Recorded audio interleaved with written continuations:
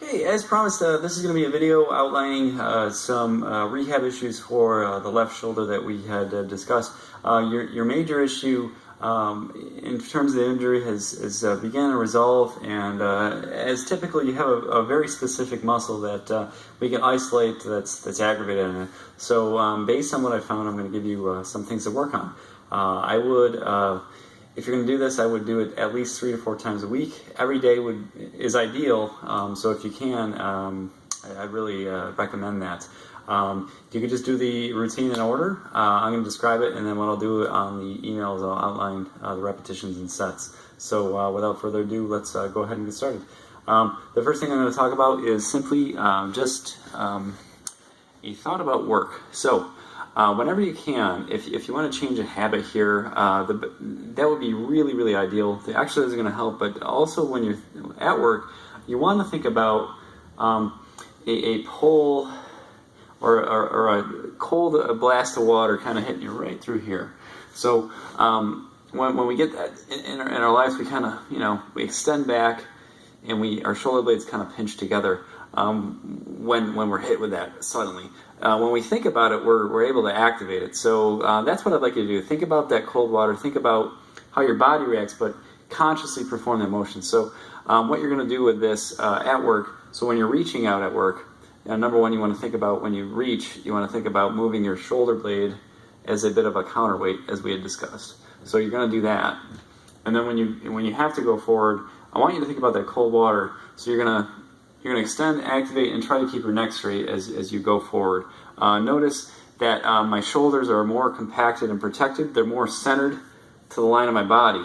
When I go out and extend, now you notice my shoulder blade is pushed forward. And when it's in this position, it doesn't allow for it to help stability. So then the shoulder takes more of the brunt of the work you're doing. And when you're holding your arms up like this, sustained, it's gonna eventually create some aggravation, whether it's through catching yourself with a fall or even just repetition over time. Eventually, it's going to probably affect someone. Once again, you want to kind of keep your neck straight, double chin. I think double chin, but you want to lock before that, and then shoulder blades back and that cold water feeling as you reach forward. And try to use those shoulder blades as a counterweight. But the exercises are going to help you to try to understand that counterweight movement. So let's go ahead and begin. So I'll show you everything on the left arm because that's the effective one. The first thing we're going to do is a stretch. You're going to be laying on your side.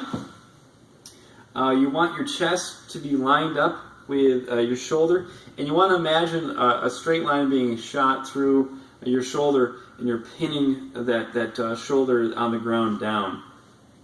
You're going to bring your arm up into a perpendicular position to your body, and at this point what you're going to do is allow a movement down towards your feet, rotation-wise. Now notice I'm not moving my elbow and I'm not moving my shoulder, I'm just creating rotation through my shoulder. So I'm going to get to a point where I feel a pull, and most likely you're going to feel it in that area. You've been feeling some of that aggravation on the back of the shoulder blade, just under the spine of the scapula, that bony ridge. Once you're there and engaged, you want to provide a little counter pressure. So ideal for this, 3 repetitions, and you're going to do 15-second to 30-second holds. Each time you come out of a repetition, you're going to relax. You're going to allow the arm once again to drop with no effort. You're just going to kind of let it hang dead. And then with the opposite, the right arm, you're going to push down towards the floor with that rotation. Okay. See if you can get increase the depth as you perform that.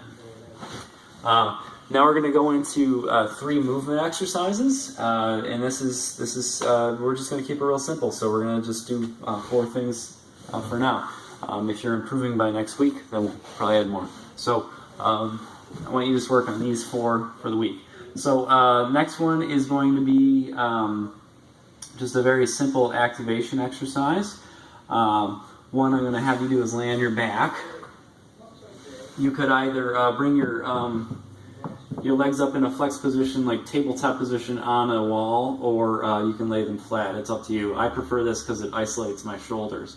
So what I'm going to do is I'm going to allow my shoulders to kind of relax and drift down towards the floor. I'm going to lock my elbows, and as I'm in this position, with thumbs up, I'm going to try to use my shoulder blades to drift my arms down towards the floor.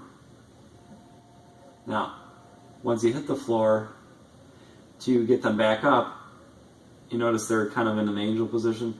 My elbows and my backs of my hands are pressed into the floor, and what I'm doing is I'm just sliding my elbows down as far as possible towards my body without letting my hands and elbows come off the ground. Here, I'm going to move over because it looks like I didn't catch that.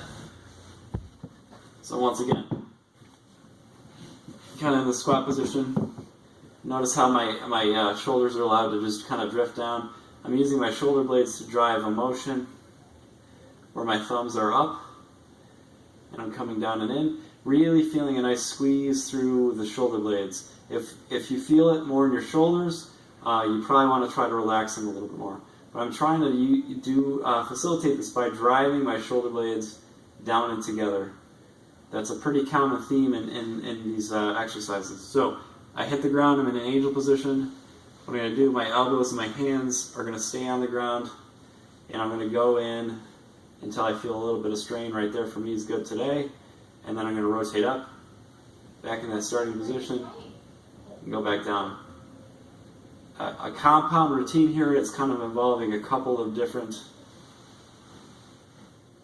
movements, but all very good.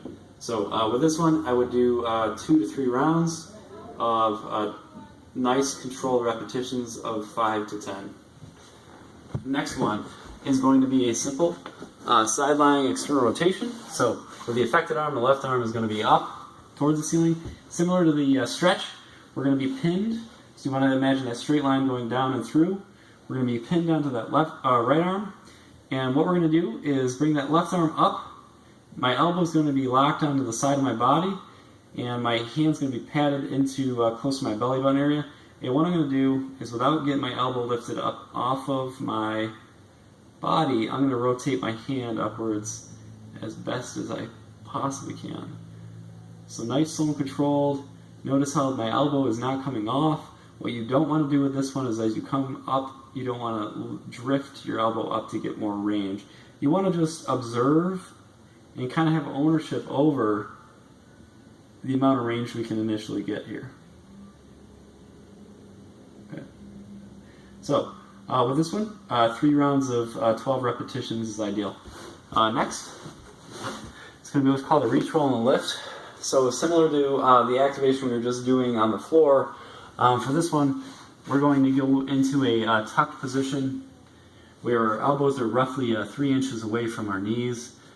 Toes doesn't really matter. You can bring them up under the balls or just bring them back down. So under the balls of the feet or not, doesn't matter. Head's going to be looking straight down towards the floor, and we're going to want to follow our hand as we go forward. So with this one, what I'm going to do is, with this left arm, I'm going to show you, I'm using that counterweight movement, that pinch in and down of the shoulder blade to try to bring my arm forward. I want to do this until I feel a limit to some degree, so there's good for me. And then what I'm going to do is rotate my thumb up, and then using that shoulder blade motion, I'm going to try to pull up again. So I'm feeling all the activities back through here. So once again, do a couple more. 2 rounds of 10 repetitions for this will be good.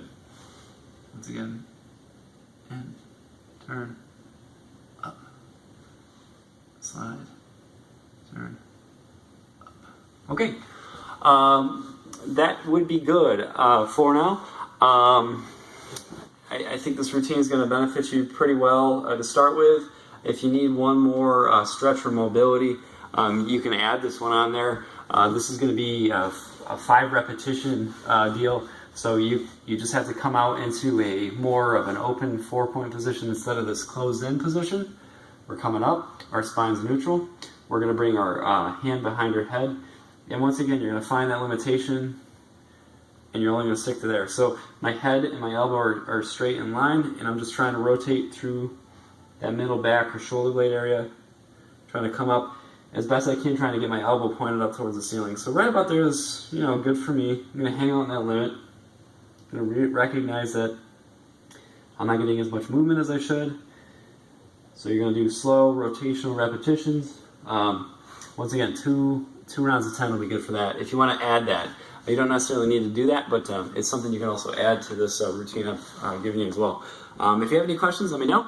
Hope this helps, and I'll get back to you in about a week.